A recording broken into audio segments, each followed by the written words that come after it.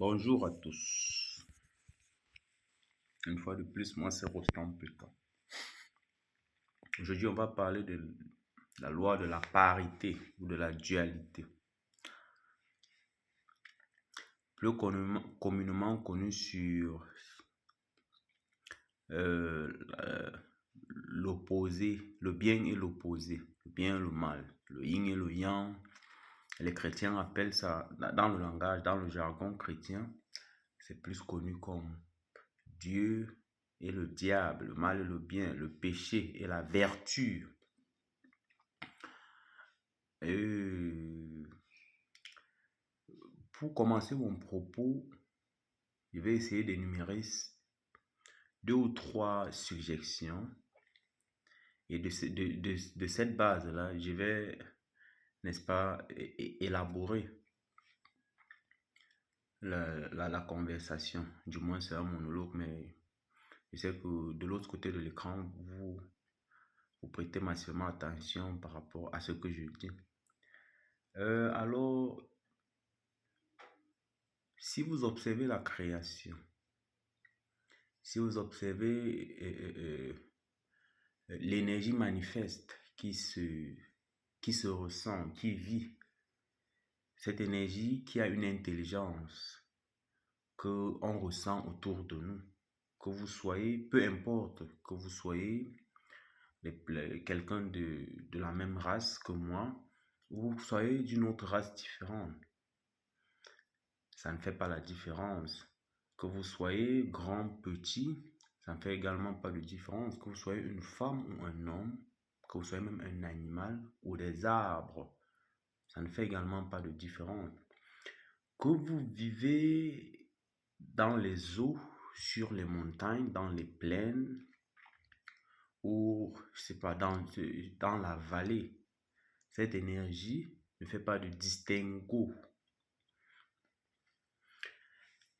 Maintenant, le principe de dualité est expliqué de différentes façons, mais de façon privilégiée chez les chrétiens, c'est expliqué de telle façon où on prend les choses et on catégorise soit par le bien ou par le mal. C'est-à-dire, on vous a donné juste deux possibilités. Si quelque chose n'est pas bien, alors automatiquement elle est mauvaise. Ouais. Si vous n'avez pas la compréhension par rapport à quelque chose, puisque vous avez une connaissance limitée par rapport à cette chose-là, alors automatiquement, vous décidez que cette chose-là appartient au monde des ténèbres. Cette chose est sombre puisque votre ignorance, et c'est d'ailleurs compréhensif parce que l'être humain ne veut pas être confronté à ce qu'il ne connaît pas. Vous voyez? C'est pour ça qu'on a peur des fonds marins, on a peur de l'océan, on a peur de, de, de, je sais pas moi, on a peur de l'eau, on a peur du noir. Mais si vous commencez à comprendre que, en réalité, ce que vous avez peur n'est pas forcément le mal. Ce que vous ne connaissez pas ne veut forcément pas dire que c'est mauvais.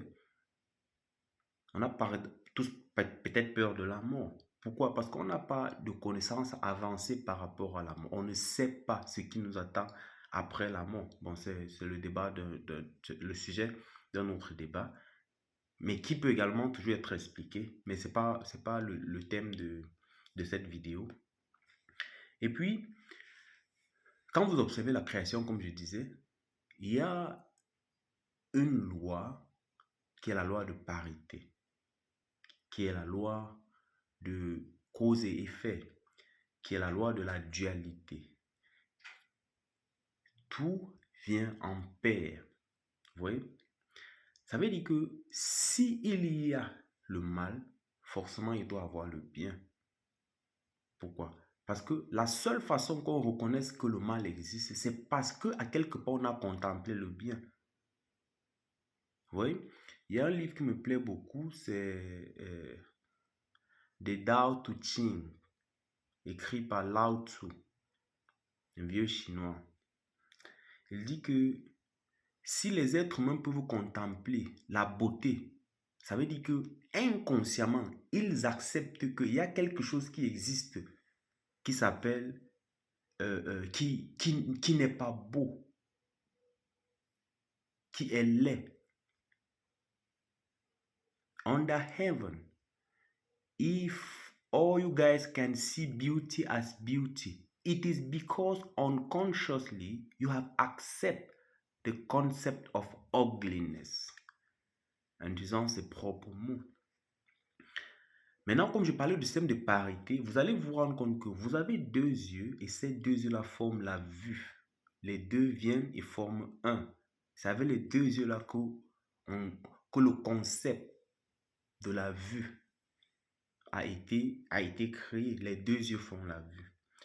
Ça vous renvoie à quoi? Le Père, le Fils et le Saint-Esprit, trois en un. Mais ces trois ne sont pas séparés, ils forment tous un. Vous avez deux lèvres et ces deux lèvres forment ce qu'on appelle la bouche. Vous voyez? Vous avez deux oreilles, les deux oreilles forment ce qu'on appelle l'ouïe.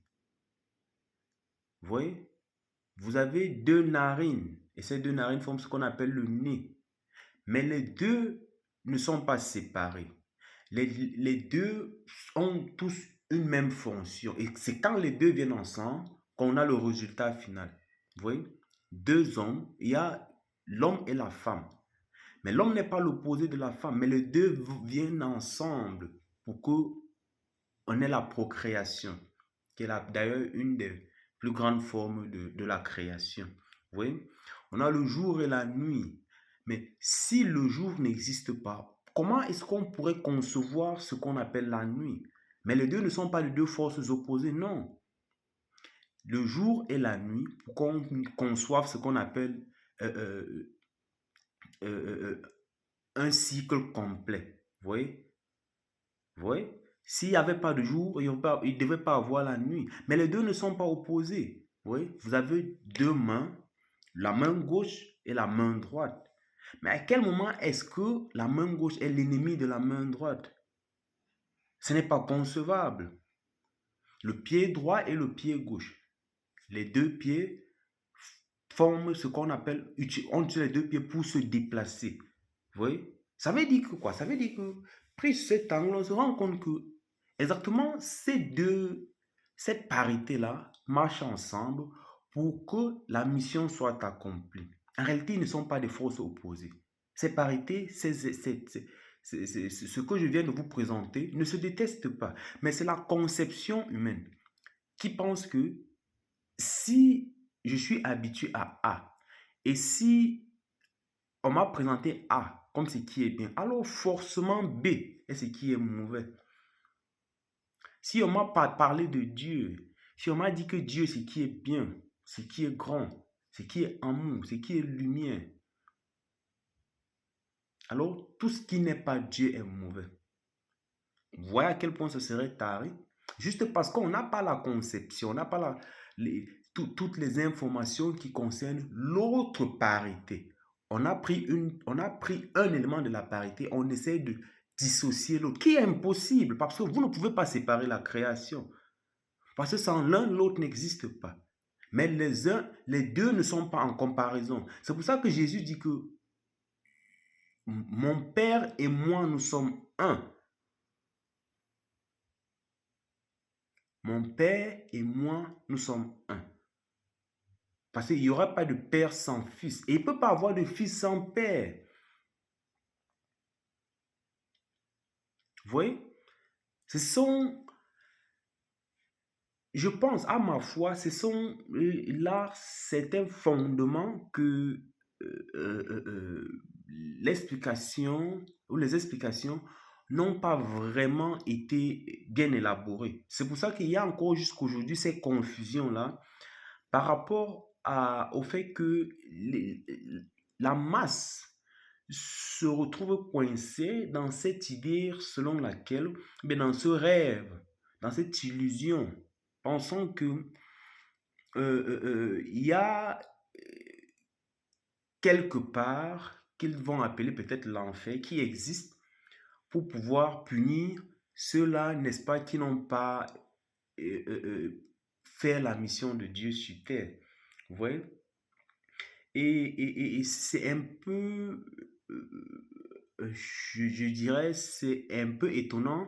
Pourquoi? Parce que cette soi-disant mission, c'est celle que je suis en train de faire actuellement. C'est celle que vous êtes déjà en train de faire actuellement. Mais le but, le fondement n'est pas de devenir ou bien d'être dans ce casque-là afin de pouvoir pointer les uns et les autres et puis de les juger. C'est d'expérimenter et de laisser les autres aussi expérimenter leur propre vie. Parce que l'erreur qu'on va faire, c'est de penser que forcément, si je suis ce que je suis, ce que je conçois, les expériences que j'ai, les uns et les autres doivent forcément concevoir, avoir ce que j'ai, être au même niveau que je suis. Ce serait une erreur. Parce que sur l'échelle de la vie, sur le plan de la vie, il y a des échelles. Vous voyez, on est peut-être de façon morphologique, peut-être pareil, mais les idéologies sont différentes. Vous voyez, et en son sein, il n'y a pas il n'y a pas de vérité absolue en son sein. Maintenant, ça, je vous dirais contradiction. Mais rappelez-vous que j'ai dit au départ qu'il n'y a pas quelque chose qui soit complètement vrai et complètement faux. Parce que c'est le principe de parité. Parce que dans la vérité, il y a le mensonge. Vous voyez? Dans le mensonge, il y a une partie de la vérité. Le Père et le Fils font un. Le jour et la nuit font un. Mais c'est l'œil humain qui voit la séparation. C'est la conception humaine qui voit la division. C'est l'enseignement humain, c'est la réflexion humaine qui voit que le jour et la nuit sont deux entités opposées. Mais en réalité, le jour et la nuit sont une même entité. Mais c'est la conception humaine. Dieu et le diable forment une même entité. Maintenant, ça dépend de comment vous définissez le diable. Hein. Je dis toujours que c'est juste un mot. Pour ceux qui parlent anglais, vous allez vous rendre compte que le diable, devil, vous voyez, si vous l'écrivez de façon inversée, vous voyez, vous commencez à écrire, parce que c'est devil, c'est le D, le E, le V, le I et le L, n'est-ce pas? Pour ceux qui parlent anglais, si vous commencez à l'écrire de façon inversée, vous allez vous rendre compte que c'est livet. C'est vivre. Alors, si vous ne vivez pas, vous faites partie des gens qui nécessairement, on va vous appeler le diable. Donc, il y a comme, de par ma compréhension, il y a comme beaucoup de non-dits, mais de temps à autre, on est juste, on refuse juste de concevoir les choses. Parce que de temps, même quand vous n'avez pas l'entière vérité, qui est d'ailleurs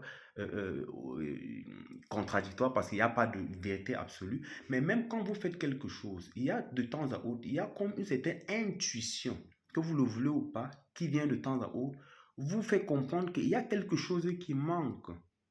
Oui, il y a quelque chose qui manque. Alors, si vous avez aimé la vidéo, n'hésitez pas à mettre le seul pouce, on se retrouve dans les commentaires. Mais je pense que cette vidéo va être comme une sonnette d'alarme pour beaucoup qui, comme moi, ont un seul instant ou une fois dans leur vie pensaient qu'il y avait quelque chose qui leur échappait. On pensait qu'il y avait, n'est-ce pas, quelque chose de plus qui les attendait, quelque chose qu'ils n'avaient pas encore découvert. Je pense que cette vidéo va être comme cet élément-là qui va redéclencher la flamme. Parce que je ne vous dis pas ce que vous ne connaissez pas. Non, il n'y a rien qui soit nouveau sur le soleil. Juste que je viens là comme quelqu'un qui vous rappelle déjà ce que vous connaissez, qui parfois vous avez oublié compte tenu de toutes les embrouilles, les distractions dans notre vie. Et parfois, on commence à s'identifier par rapport à cette distraction et on pense qu'on nous sommes les mêmes ou bien cette distraction-là reflète exactement la personne que nous sommes. Mais n'oubliez pas que il y a des gens qui ont créé cette distraction-là parce que ça satisfait leurs intérêts. Alors, comment est-ce que vous Ne cherchez pas à comprendre ou bien à faire des choses qui satisfassent vos propres intérêts. Pourquoi chercher à satisfaire les intérêts des uns et des autres? Si vous avez aimé la vidéo, n'hésitez pas à me laisser un pouce. Merci.